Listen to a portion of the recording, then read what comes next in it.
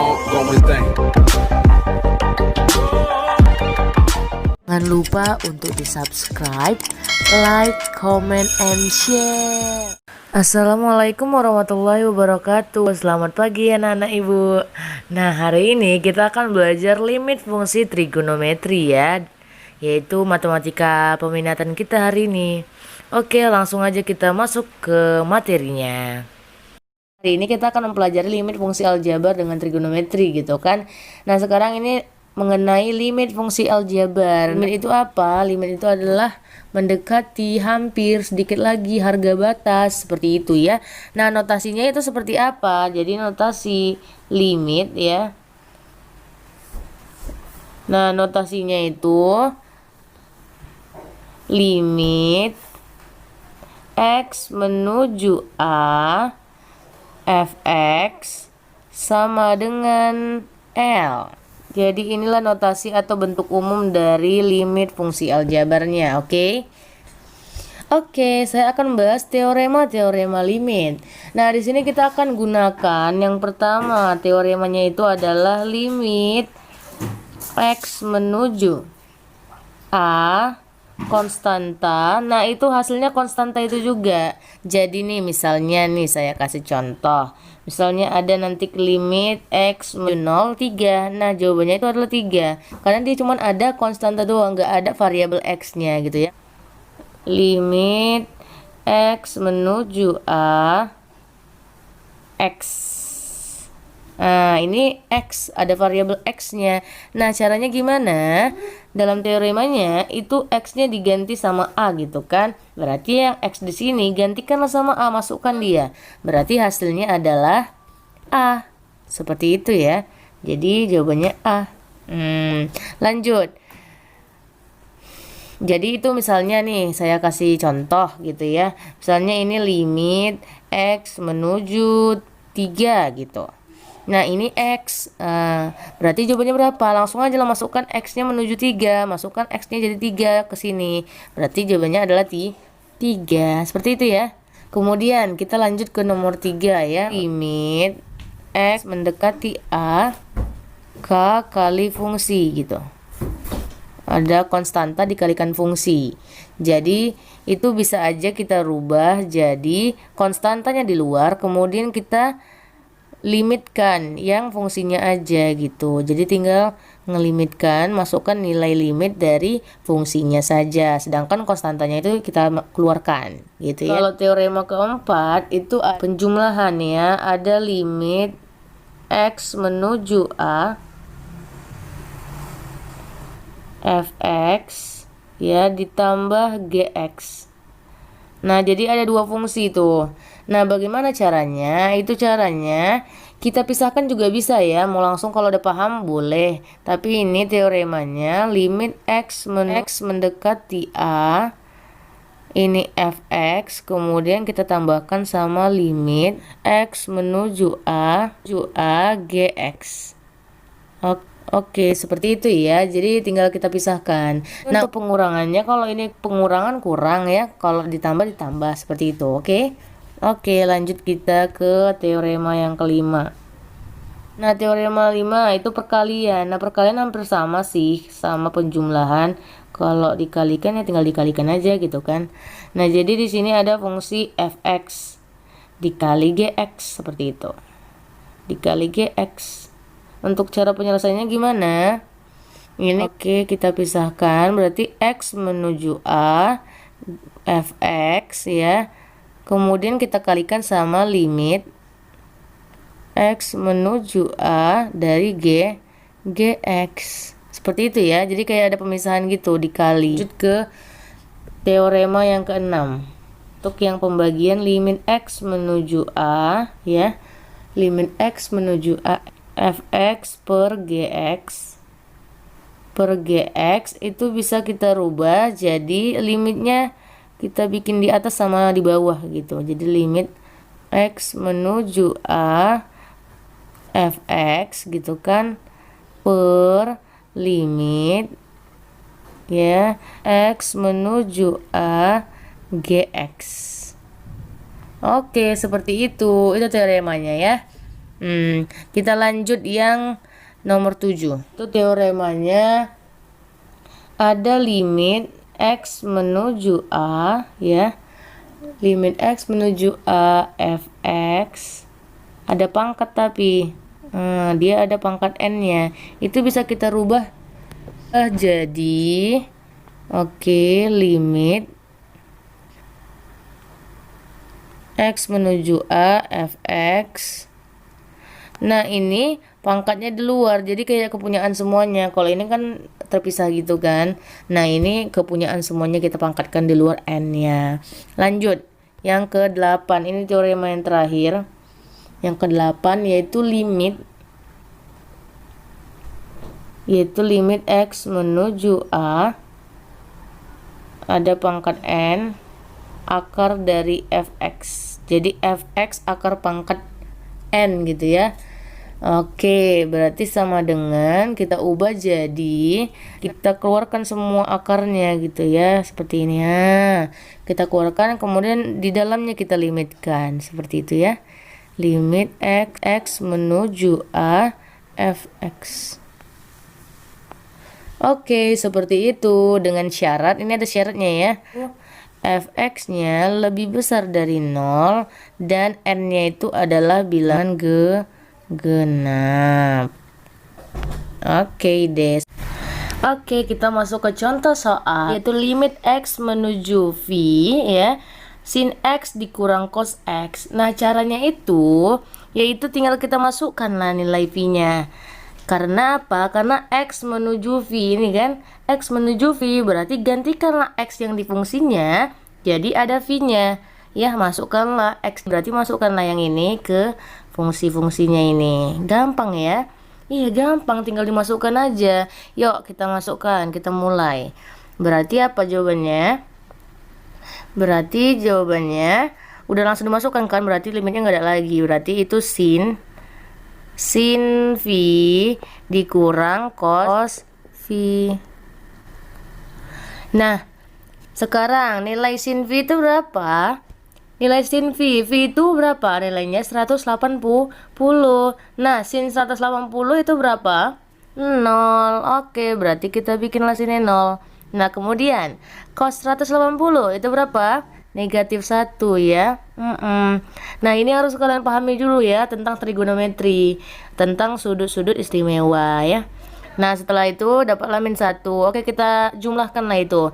0 dikurang min 1 yaitu positif 1. Iya gampang kan? Iya gampang banget. Oke, jawabannya 1. Oke, kita lanjut ya. Oke, kita masuk ke contoh yang kedua, yaitu limit X menuju 0 sin X per cos X tambah sin X. Nah ini langsung aja kita substitusikan ya. Kita substitusikanlah nilai X-nya ini menuju 0. Nah, kita gantikanlah XX di fungsinya ya. Di soal di fungsinya ini menjadi 0 gitu caranya ya. Oke, yuk masukkanlah kita yuk. Yuk kita masukkan 0-nya. Nah, berarti ini berapa? Berarti ini sin 0 ya per cos 0 ditambah sin 0 ya. Nah berarti kita masukkanlah nilai-nilainya. Sin 0 berapa? Sin 0 0, kemudian cos 0 itu 1. Sin 0 adalah 0. Berarti jawabannya adalah 0 per 1. Oke, 0 per 1 itu sama dengan berapa? 0. Oke, berarti jawabannya adalah 0. Seperti itu, mudah bukan? Kita masuk ke rumus-rumus limit trigonometri. Limit X menuju 0 sin X per X ya, itu nilainya 1 ya, seperti itu.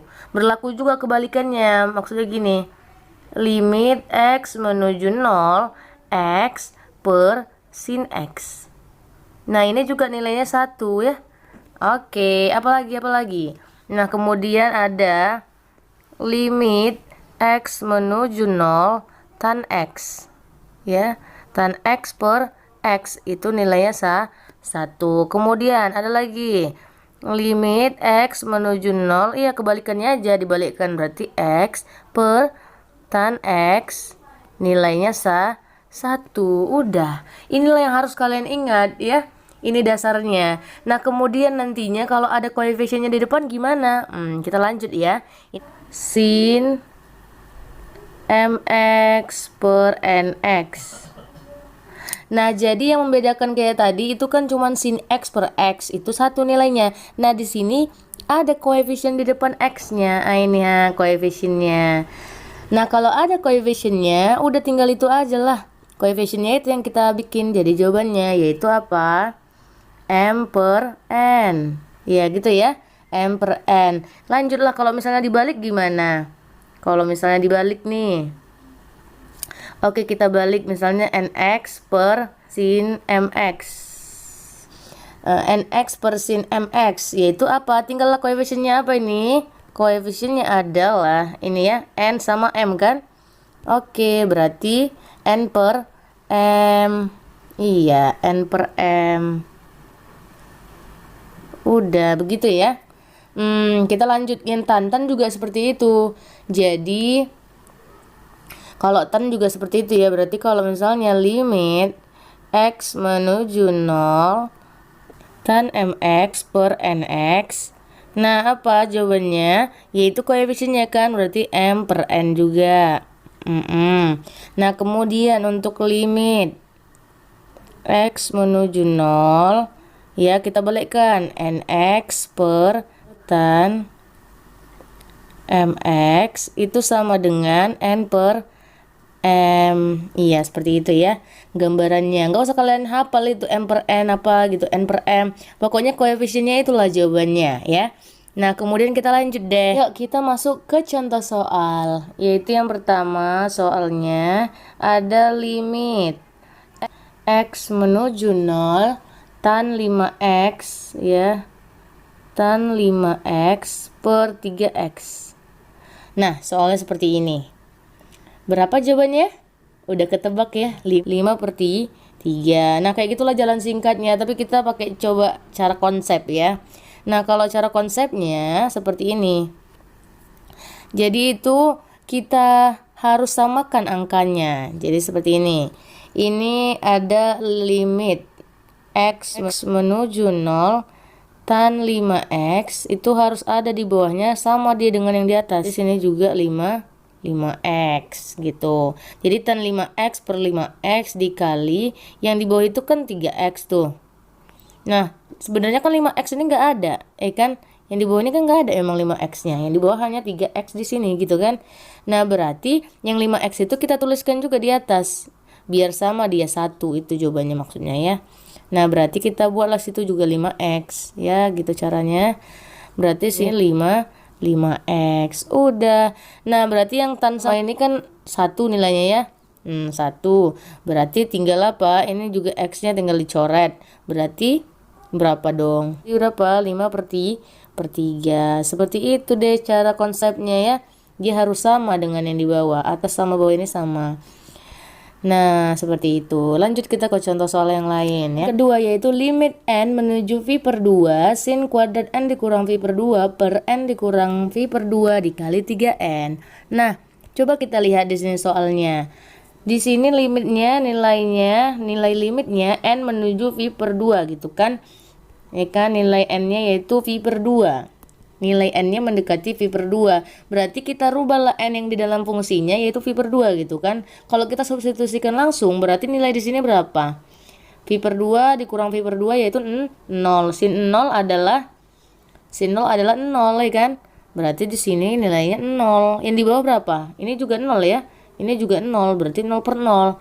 Nggak bisa tata definisi kan, makanya kita gunakan rumusnya. Itu tadi rumus itu kegunaannya ya.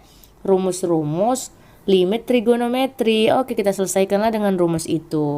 Berarti limit n menuju v per 2.